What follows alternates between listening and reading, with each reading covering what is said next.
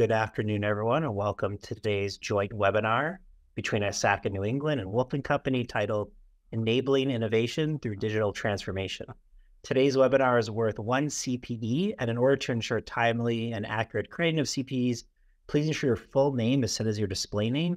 You should be able to revise that on your own by hovering over your video box, clicking the 3-dot ellipsis in the right, and clicking Rename. If I see that you don't have your full name, I may chat you directly just to ask that you change that so I can jot it down and send over to ISACA New England to ensure that you folks get credit for those very valuable CPEs here at year end. We've enabled the Q&A button so you folks can feel free to ask questions throughout the presentation that I will keep track of and make sure to remind Mary to answer either throughout the presentation or at the end where appropriate. Mary should be presenting for around 30 to 45 minutes, and we will allow for time for Q&A at the end, but please feel free to ask questions as they come up, and we'll do our best to address them throughout via the relevant material that's presented at the time.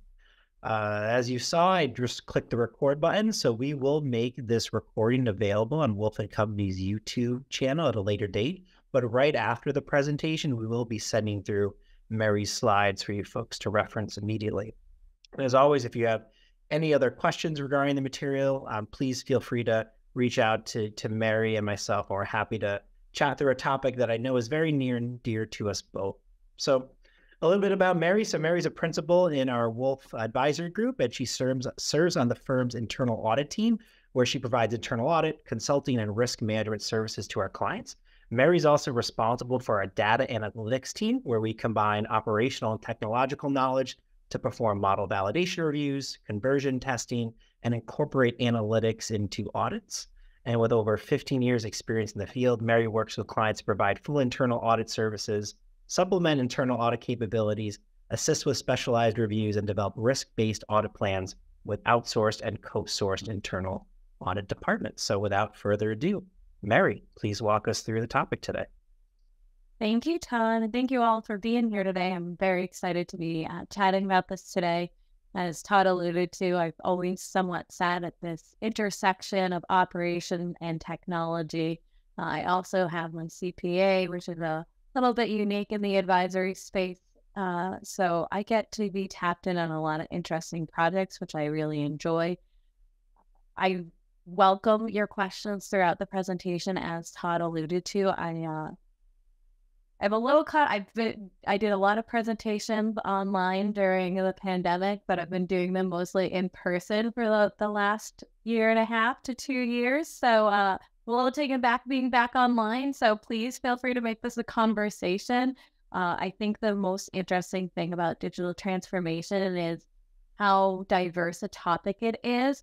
I'm certainly going to be presenting my views on it, our roadmap that we use here at Wolf & Company, actually talking a little bit about our own experiences as we're going through our automation enabler, but happy to pivot and talk about whatever is interesting to you all. So with that, I'll get it kicked off into our topics. I did include just a few slides on Wolf & Company. I assume since you know Todd, you know a little bit about us, so I'm going to just breeze right through these and get to the meat of it. So my agenda today is really to cover these 4 items, to talk about the current landscape of where we are in this new era of the 4th industrial revolution, really trying to automate and rethink our processes, talking about the importance of data access, walk through the transformation roadmap, and then talk about some key elements of success. So I do have to apologize. A couple of my slides are directed to financial institutions. Wolf & Company has a strong financial institution background. I looked for some really nice slides to replace these that were more industry agnostic, and the details just weren't as crisp and clear. So I'm sticking with some banking visuals, and you'll all just have to forgive me a little bit, but I'll try to bring them to an industrial perspective. I think the most interesting thing about a lot of industries, and certainly for financial services, is this top left item is, is your current mode of offering services designed for the current generation? And, from this 2022 bank director surveys, it said that 50% can't service millennials.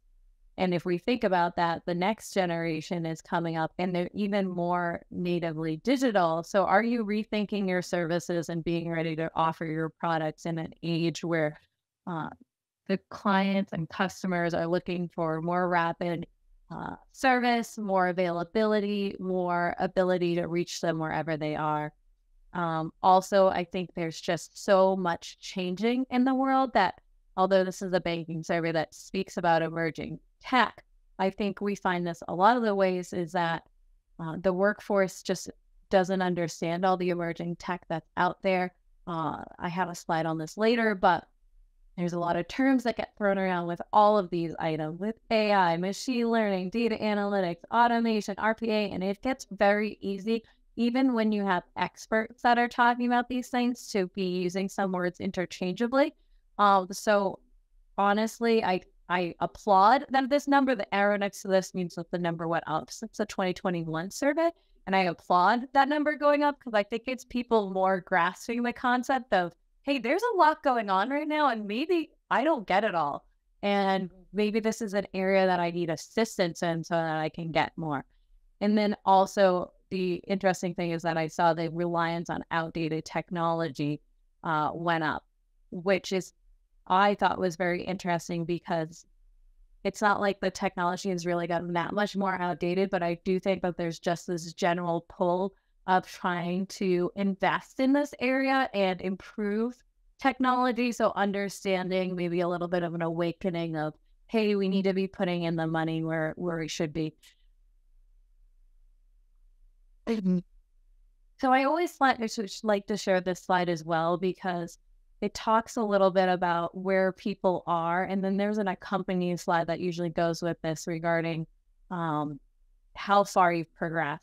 So digital transformation isn't something that's new. It's been talked about for a long time, just like data analytics and other areas that make up digital transformation. It's not new, but it's certainly, you can see an uptick in people who are getting involved in it.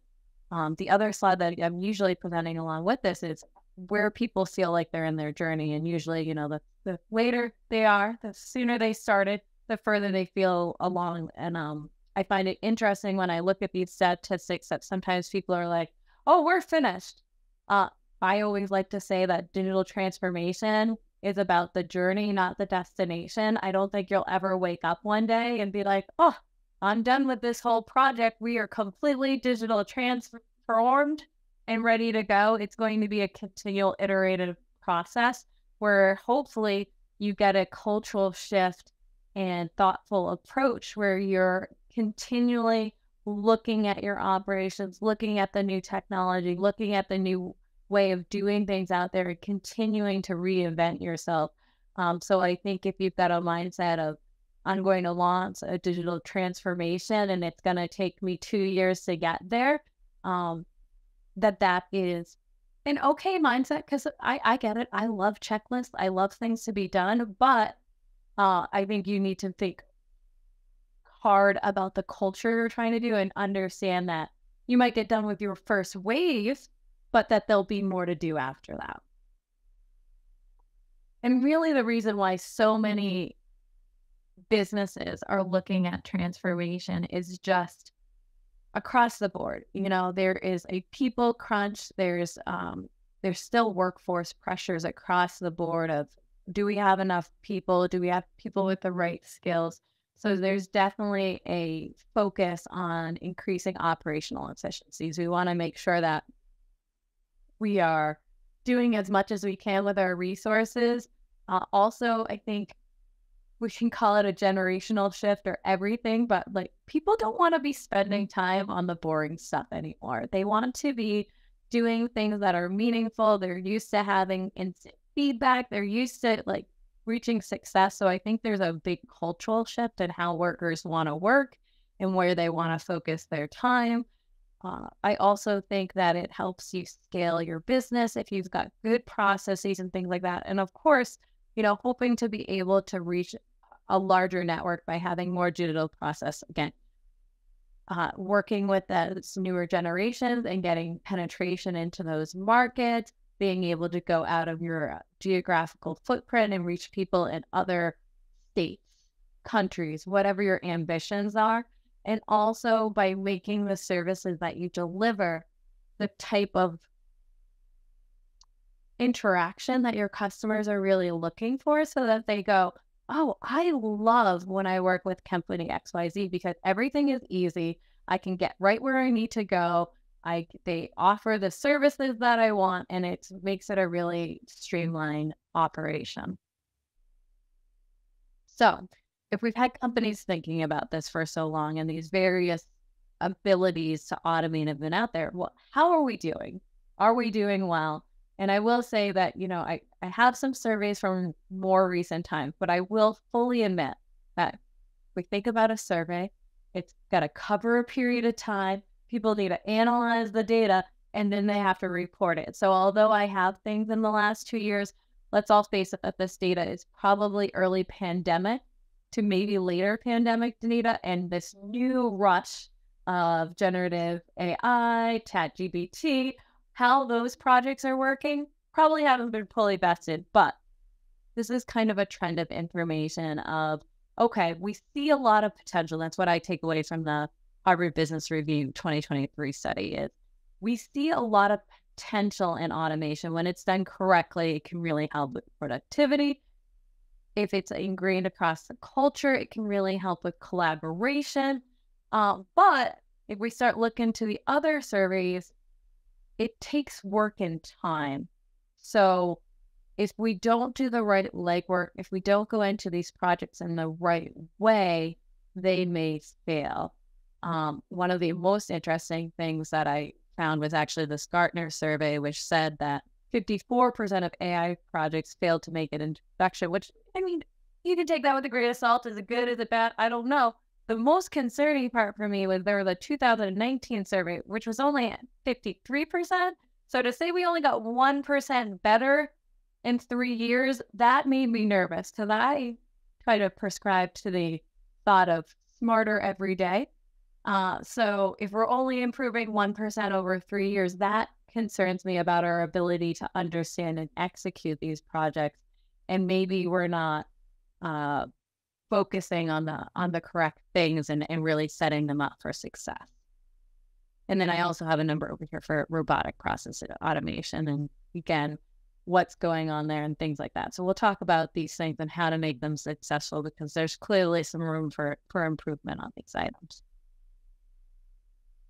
So I want to talk a little bit about one of the major drivers of success, I think, in digital transformation and a lot of the operations that we're doing, which is understanding and having access to data. So this is, again, definitely an issue with financial institutions, which for those of you who haven't had the joy of working with financial institutions or don't today, is there's some items about financial institutions that are really unique. There's a small number of core providers that have historically been in the space. They have a little bit in the past had a real hold on their clients' data, long-term contracts, preferential for their own products versus putting in new products. So there's been a lot of contention in the FI space. I bring this up just to educate you all, but it's definitely not something that's only to FIs. I know healthcare has a lot of struggle with data and access to it and ability to integrate systems. And even for commercial industries, which nicely more often have an ERP system, your ability to tie in those systems and get the best out of them may be limited both by your knowledge of what's out there and also the integrations that are available into and out of the system. So I will say that financial institutions face a harder uphill. It's definitely not isolated just to them. And although ERPs have always been in the center of some other businesses, I think we're really moving to a world where we need to put the customer relationship management tool in the center so that you are able to rethink how you're offering your product and so that you have a full 360 view of the customer and what the customer needs and the various things of that. And then also have a data warehouse where you're able to easily spin off the various data and have it connected in that way.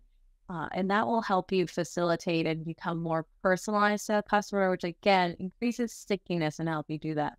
But I think the main takeaway, uh, however your operation is, if you're trying to do new things, and you can have various IT structures to accomplish that, having a consistent mechanism for capturing the data that you need and compiling it in a manner that you have access to it and can utilize it for the various things is going to be critical to your digital transformation journey.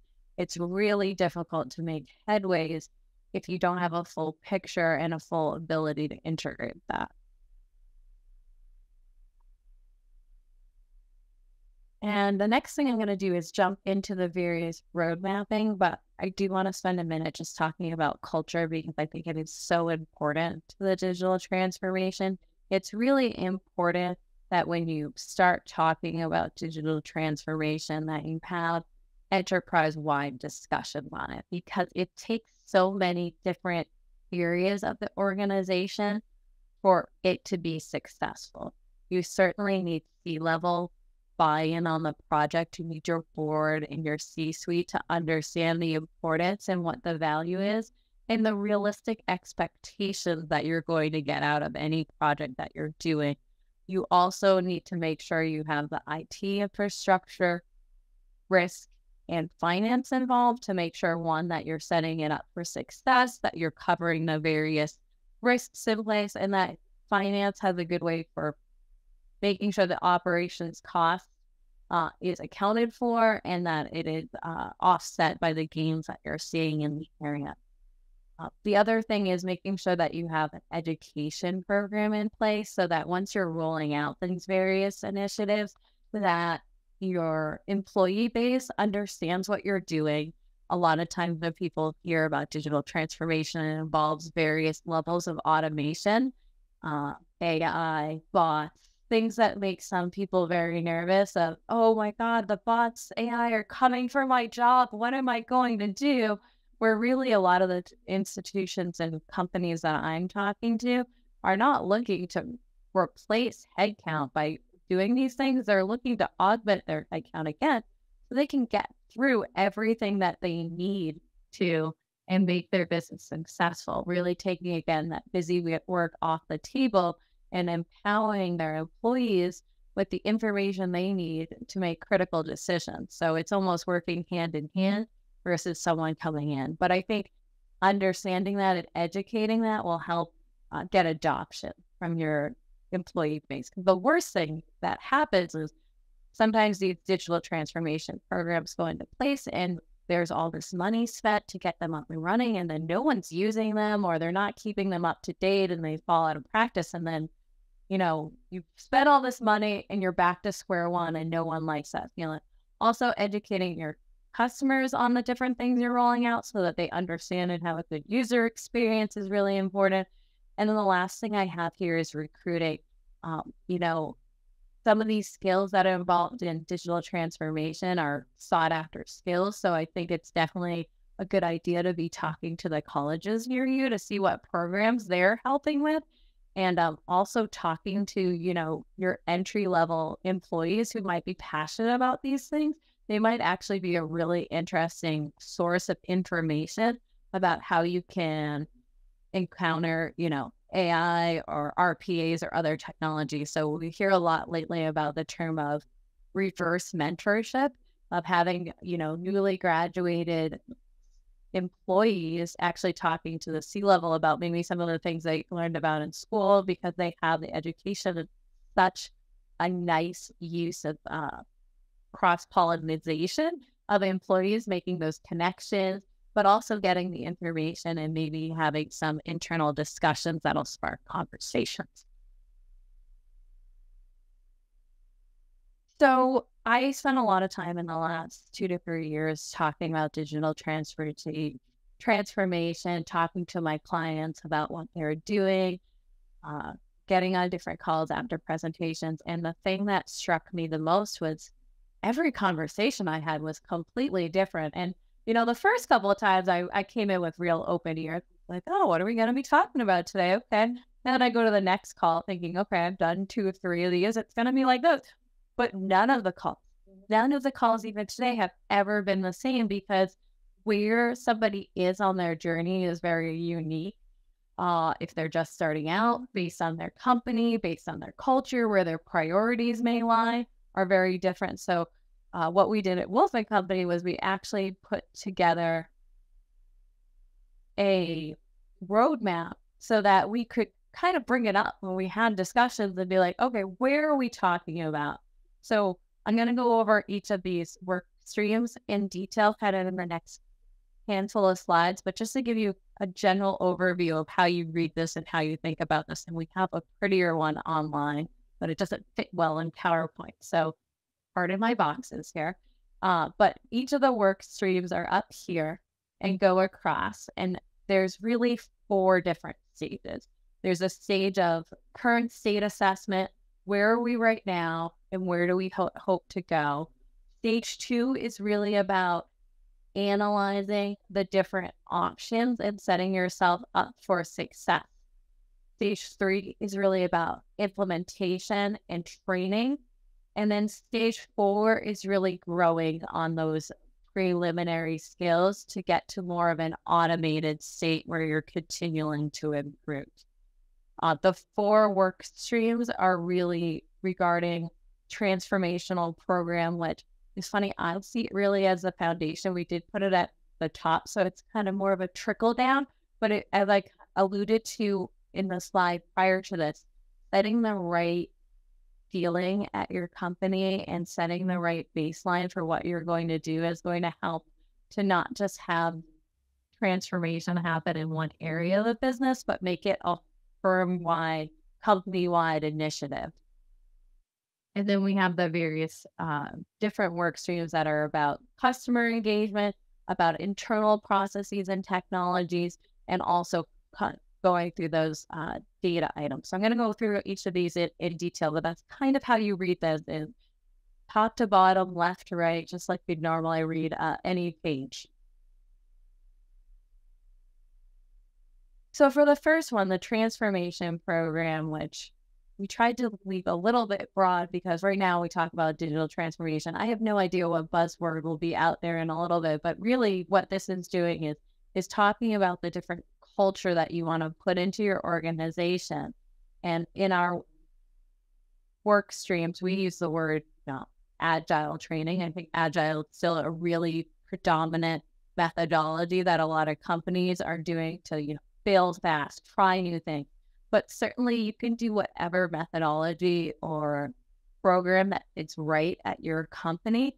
I think it's really about designing a program that's going to work, sparking people's creativity, their ability to try new things, and do that in a correct manner.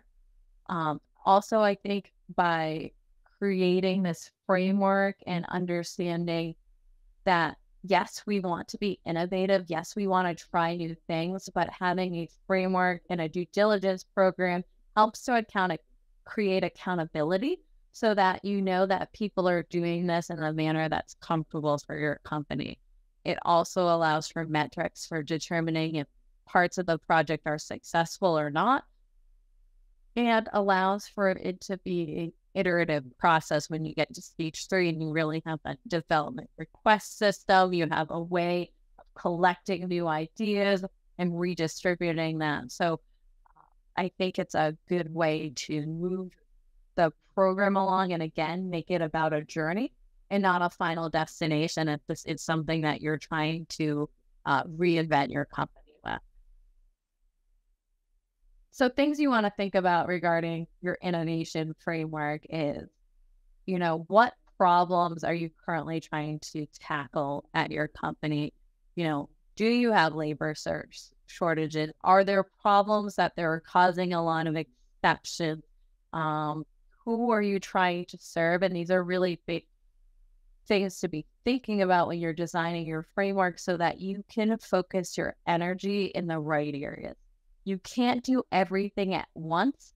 And so when you're coming out with a digital transformation or an innovation framework, you really need to be targeted and have an idea and concept of where you're going to start in order to be successful.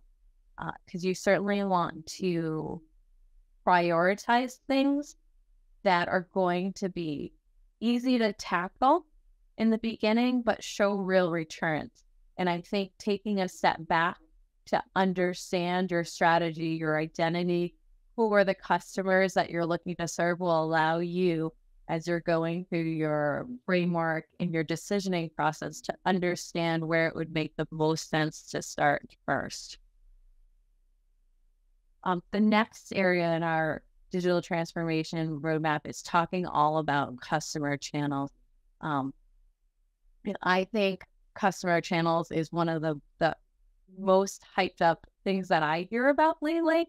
I definitely think it gets to be a very interesting item and really speaks a little bit more to what I was talking about at the beginning about reaching the younger generations, not just millennials, but also Gen Zs. So sorry, I saw a chat thing pop up. I got distracted for a minute. But the greatest thing I ever heard was when I was at a presentation by a technology company called Mantle. And a lot of people feel like they have an omni-channel presence. They feel like they have a lot of different ways to service their customers. Maybe they have brick and mortar shops or brick and mortar locations and also online services. But the concept of omni-channel really is that you get the exact same experience no matter where you go. And not only do you get the exact same experience, but that you can start, drop, and pick up a new account, your shopping cart, whatever you're doing in any of these channels. So, imagine, and this is going to be a little bit of an extreme example, but we'll walk through it just for relation and try to get myself out of the baking store. But imagine I walk into a Target and I pick up some products, almost like I put them in my shopping cart online, but I don't actually get them. But then later, when I'm online, those same products, because my phone was near it or whatever else, are now in my queue to look at, and I remember, oh yeah, I was looking at that. Maybe I decided I didn't want that product. Maybe it wasn't the right time. So it's able to suggest other products that I want to do. And then all of a sudden I end up buying those products. It's really about being able to connect the various items. And if you start something, being able to pick it up, if it started on my phone, and being able to pick it up on my laptop and things like that. So really allowing for you to meet the customer where they are and being able to service them however they want. And I think this is an important thing to think about as you're, again, trying to diversify and maybe reach new clients or meet new geos of, okay, how am I exactly going to do that? What providers and what technology can help me do that? The biggest area where I see people spending time on digital transformation is really in this work stream where it's about the product, the processes, and technologies.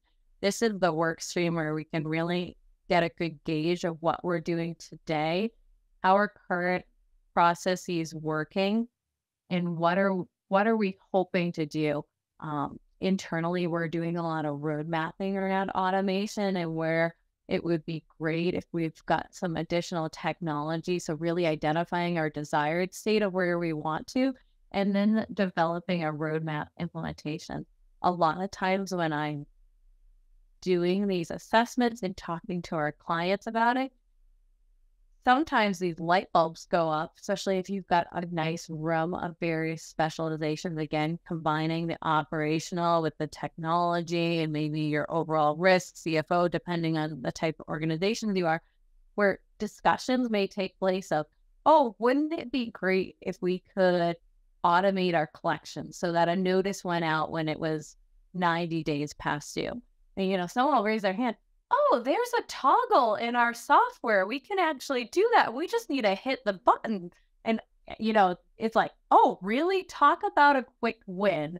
So I think having these sessions where you do take a hard look, that there sometimes are some very easy, quick wins that you can do. And if you identify your problems, that you can have discussions with your third parties to improve your operations without too much additional cost to yourself, which is always great. And then for those things that aren't quick wins, because I'm an optimistic person, so I'd love to pretend that, oh, we snap our fingers and we'll fix all our problems. We just need to toggle switches. That's not how it is. But you can have a roadmap of where you're going to go, and then you can decide, again, based on your strategy, your prioritizations, what makes the most sense to invest in those, and you can move forward with those. So there's a big debate in the automation state of what's a better thing to do. Do we want to work on fixing our processes, or does it really matter if we fix our processes, and if we can just automate it or put a bot on it or whatever we need to do, does it matter? And I'm a risk person. I love a good operational flow. So I am in the camp of it's good to improve the design of your controls and your processes. But I'm also a realist. So I will say, if you put a bot on a bad process, it'll be a faster bad process, which might get you a little bit of the way.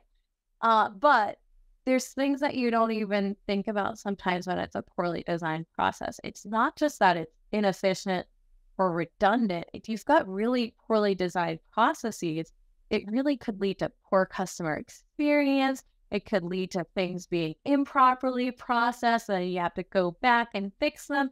So I do think you don't have to redesign every process, but you should, when you're thinking about processes to improve, identify what's the root cause of it. Like, is it necessary? Does it have a lot of exceptions? Where does it sit on this continuum? And if it does have control gaps or is creating poor experiences for someone, those are probably processes that you want to rethink. I also want to give everybody, as part of your digital transformation, permission to just throw the really bad processes out the door. If you've got a review that's done 10 times, you probably don't need 10 reviews. I know someone did it and there was a really bad error once upon a time. And so you put the 10 reviews in place because you never wanted that to happen again. But you could probably bring it down to 3. And so this is a great time when you're going through your digital transformation journey to ask the question, why do we do this anyways? What caused this process to be in place? What is it trying to accomplish? And is it the best way of accomplishing said tactic? So I talked through this a little bit, and I could chat on this forever, and I see I'm already at half past, so I'm going to breeze through a couple of slides to make sure that we, don't scroll. You should be good on time, Mary. Just to your point earlier, no open questions at this point, but maybe another 10 to 15 minutes of presentation content. But I'll let you know if anything pops up. Thank you. Go ahead. You're a great co-host. I appreciate it. So again, I talked a little bit about educating your team in this, but when you're looking about processes and you have those road mapping sessions, it's really important to set the tone for what you're trying to do. So I think being really transparent of, hey, no idea is a bad idea. Let's put them all out on the table. And when you're doing that road mapping session, it's really your opportunity to rate 3 different characters. This is what we do when we're doing our road mapping internally. Feasibility, like, yes, this is a great idea, but we don't have the data to power it. There's a ton of exceptions. It's going to take the whole company to do it. The benefit of it, will it save an hour? Will it save 1,000 hours? Will it save 5,000 hours? And then also from a risk and exception point of view. What I mean by risk is if this process goes down, the whole company can't function, may not be the one that you want to pick to start with. You may want to pick something that's a little lower risk of the profile. What I mean by exception is how uniform is the process. If it's a multi-department process and all of them do it the same, great. If it's a process you're trying to operate and different employees do it differently, it's not uniform, it's going to be very difficult to automate because there's going to be a lot of exceptions. You also want to think about how much of a process you can automate. If you've got a process that takes a full day, and you can knock down 7 hours of it in very little time, because that part is very straightforward, but then there's an hour of work on decisioning exceptions or things that don't quite fit the mold. you don't want to spend the time trying to automate the whole part of the process. You want to focus on, hey, let's save this employee 7 hours and then give them things to really focus on for that 1 hour that will add value, versus be so determined to automate from end to end that you get lost and you're chasing money and time to automate this small portion of it. So I think those are all really important things to think about when you're kind of road mapping and prioritizing, and pick a pilot out of those to say, hey, this will have meaningful impact. It will make our employees or customers' lives better. It will also save a lot of time and improve the results. Great idea to pick for a pilot. And then acknowledge that your pilot may be a little bug. Hopefully you've picked a nice, simple process and it'll go out over well. But really the biggest thing about your pilot, if anything we do in a digital transformation journey, is to make sure that you learn from it. Make sure that you understand what went wrong, what could have been better, and apply those lessons to your roadmap. Maybe it didn't go well again because there's a lot of different individuals involved. So it took a lot of time to get all the different criteria right. You automated the process and then realized you needed to make tweaks. So the next one that you roll out, you're going to say, okay, we're going to focus on this smaller project. There's only a handful of individuals that are involved, and see how that one goes.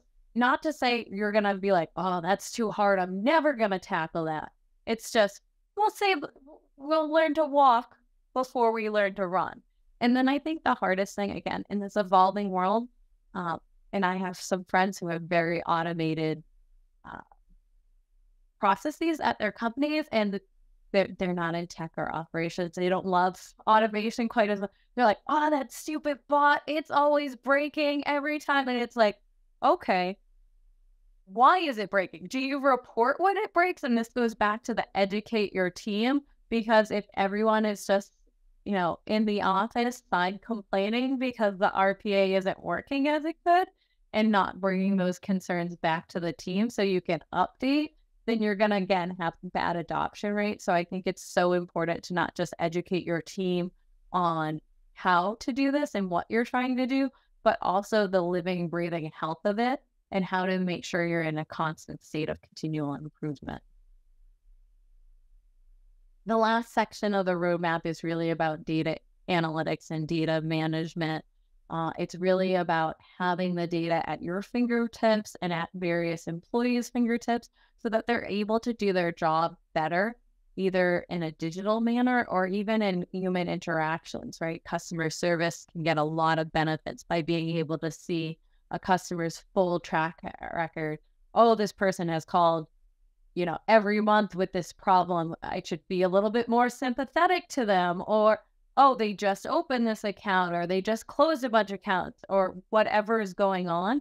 You're able to get a better understanding of the complete picture. It kind of goes back to that whole neighborhood feel where, you know all your customers. Maybe we don't know them as well when we're a small mom and pop shop down on Main Street, but by having the data at your fingertips, you're able to do that. And having that access, again, can allow you to make strategic and tactical decisions. So not just being a great customer service facing person, but understanding which products, lines, different aspects of your business are performing really well and which ones aren't, and allowing you to make business decisions that'll allow you to outmaneuver your competitors. And also, again, being the auditor that I am, they can identify control gaps. If you have data analytics overviewing your operations, you can easily spot when there's an anomaly, something that's going off the rail. And if you do the right root cause analysis, then go back, fix the problem, and improve areas. So again, there's so many buzzy words out here. I named some of these earlier, but really they all rely on having access to data. So, I've heard the saying, data is the new gold. It's definitely going to be there. I'm really interested. There's a lot of congressional discussion and presidential discussion on AI and controlling that. There's also some discussion on data. So I think where data is going to go and the restrictions of using of that is an evolving science. I'm not going to spend too much time talking about that, but I do think it is really powerful to make sure that you are utilizing the data that you have and having access to it to inform decisions. Data analytics definitely is not something that's new. It's been around since the early 2000s. I keep being the head of the data analytics team here. I keep up to date frequently on, how's it going, adoption rates. I've been doing presentations on it for a long time. The things that go wrong are still the things that went wrong 15 years ago, which is really impressive. But I think it's really the same problem that happens with a lot of technology. There's this perceived need to be doing things, to be up to snuff, to decide that this is the program that I want to be using, versus doing that step back, that first look of, hey, what am I trying to accomplish? What are my goals and objectives? And what's the best solution for that? It might be a bot. It might be data analytics. It might be AI. But you really need to start with the problem first, not the solution first, to make sure you have the right fit. Also, I think people sometimes underestimate the lift in what you're going to get out of things. So people think they'll plug it in tomorrow and it'll solve all their problems. They'll have pretty clean reports and dashboards. And really, there's a lot of legwork and processes that need to be put in place in order to get those results. And unfortunately, too often when things don't go off perfectly to start with, people throw up their arms and walk away. Well, that didn't work. Or my friend, like I said, that doesn't like the RPAs. Well, the RPAs that we rolled out were horrible, so they're never going to be any good. Instead of understanding like, hey, if I improve the assumptions, if I improve this process, I'm going to get better data and it's going to lead me to better decisions. So I think the problems here are not solely contributed to data analytics, but are things that can certainly impact all areas of operation. And then this presentation, I thought I borrowed from Harvard Business Review too. It is 8 steps to transforming your organization. And I thought it was really important. It reiterates some of the items that I spoke here, really about that foundational level of creating a vision, getting people on board. But I love number 7, really about taking not only those short-term wins, but once you start to gain momentum, making sure that you're removing obstacles and allowing that inertia to start taking place. So, if there's managers that aren't adopting, if there's technology that's causing problems, being able to identify that and using it to change things, and again, building on that credibility.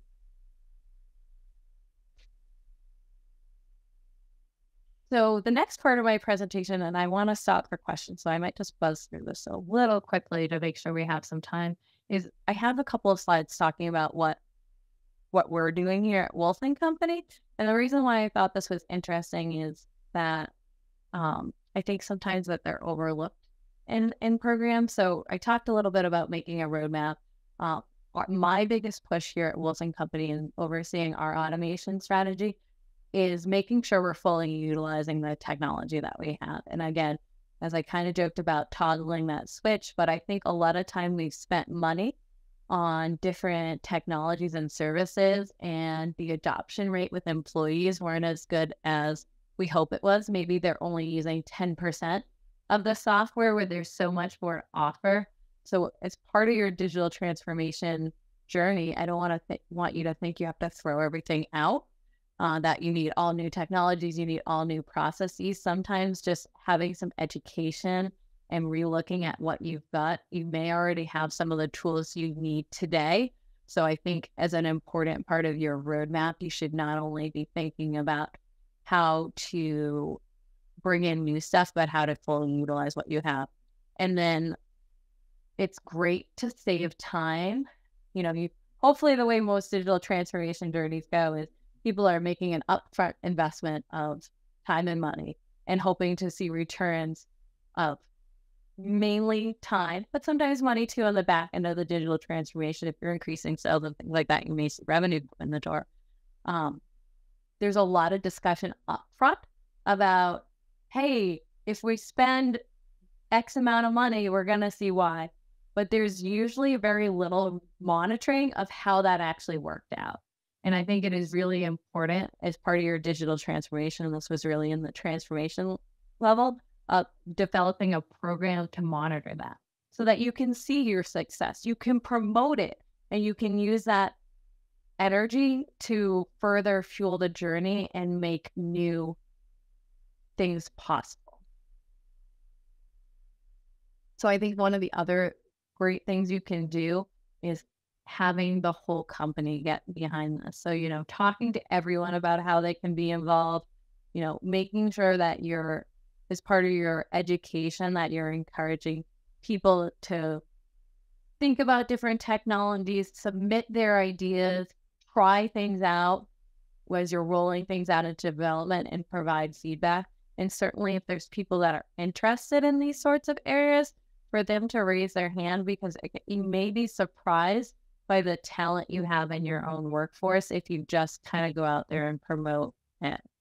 Now, although I say these things, there's a backup slide to all these that, okay, we want to discover and explore, but we want to make sure that we're doing it responsibly. There's a lot of free software sites out there. Tableau has a free version. ChatGPT's, open source. So you want to make sure you're educating your employees before you tell them to go explore. Don't put company confidential data out there. It is not safe, but doing it in a benign way that won't do anything, reporting what they're doing and making sure that your company has developed the appropriate controls over access to these things is really important. So although I say the things on the first slide, I always go back with, you want to make sure that people understand what you're asking and put the correct things in place to make sure the company is safeguarded.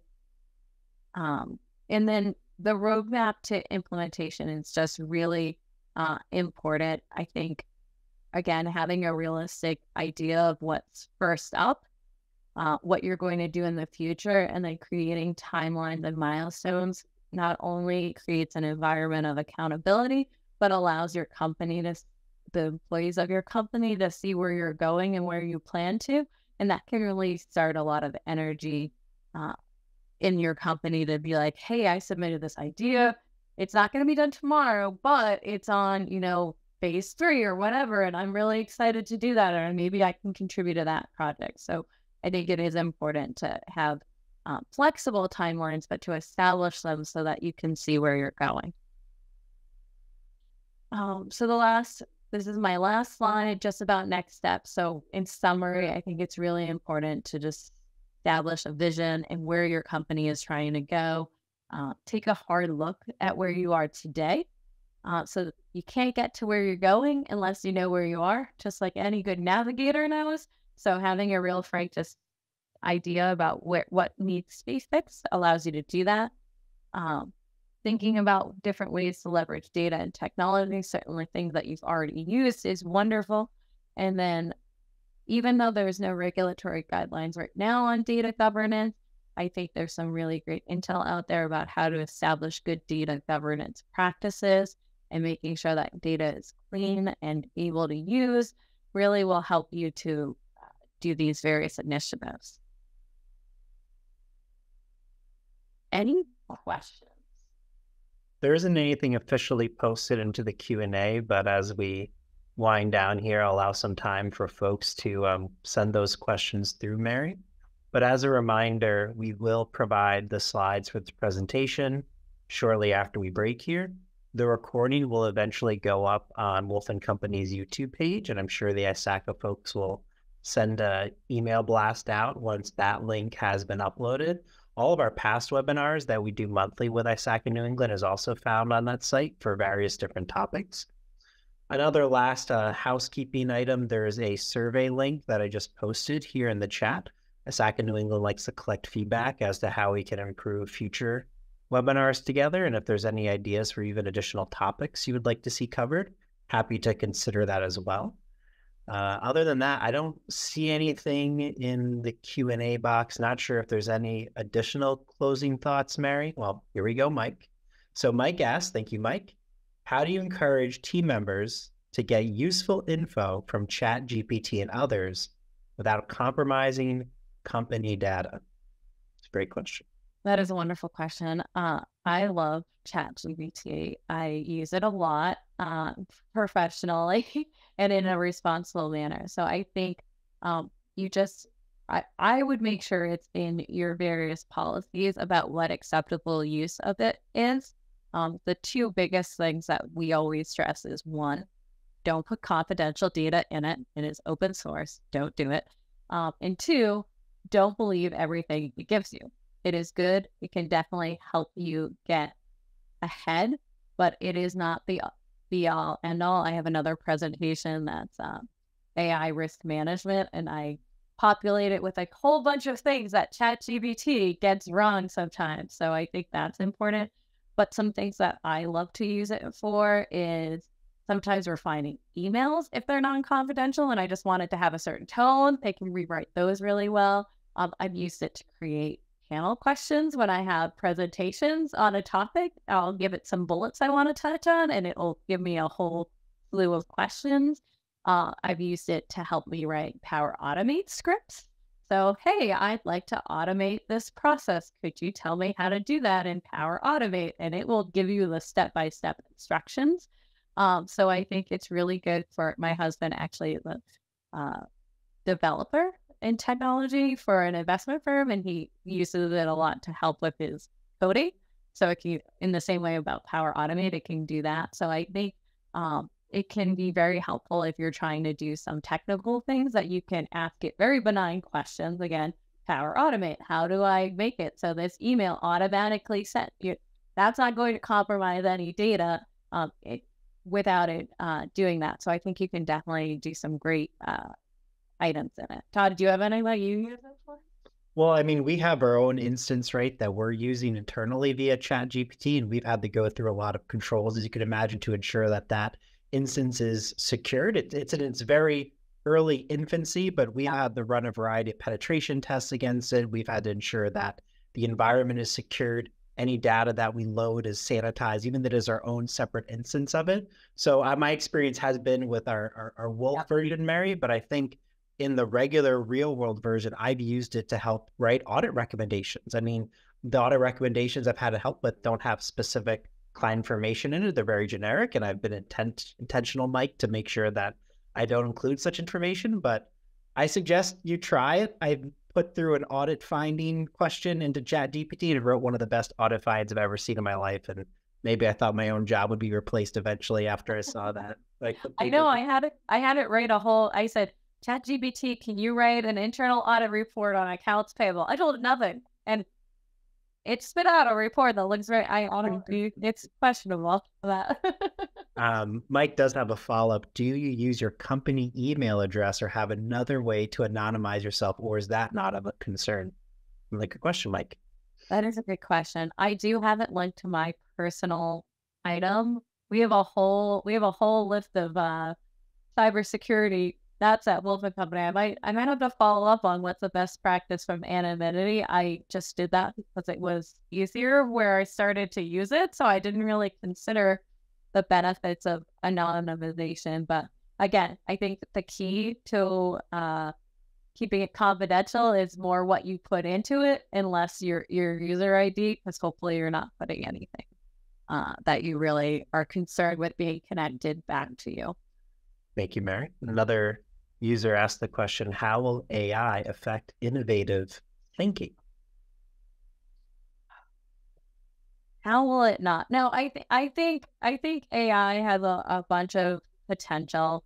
I am a data nerd, so I remember I was talking to a CIO at a company and was talking a lot about data bias and other things, and it was very shocking and concerning to me that their response was, well, generative AI doesn't have data bias. And I'm like, everything has data bias because, there's a whole history of operations and things like that. So I think AI has a lot of potential. Data analytics and AI in general does a really good job of analyzing trends and information. It doesn't do as well at projecting the next big thing, right? It can see where things are going and it can make a safe bet on the best path to go on, but it really only knows the options that are alive today. So there's a really interesting TED Talk you can review by Trisha Wang, who talks about thick data. And I think this is where AI gets lost a little bit. And her TED Talk is all about Nokia and not wanting to invest in smartphones because they were analyzing a bunch of data and there was no evidence that smartphones were going to take off at that point. And I think I hope we don't get overly dependent on it, I guess is my end thing. I am a big proponent of it. Again, I think it can save a lot of time, but I think if we forget all the other great mechanisms that we can, that will actually become less innovative than more innovative in something. So I hope that we still continue to think of new things and don't just recreate Toy Story for 800 times. I don't see any additional questions, but we do have a few minutes left. So maybe I'll pause if any folks are typing anything. But as I wait for that, any final takeaways or words of wisdom to summarize the last hour of conversation we've had, Mary?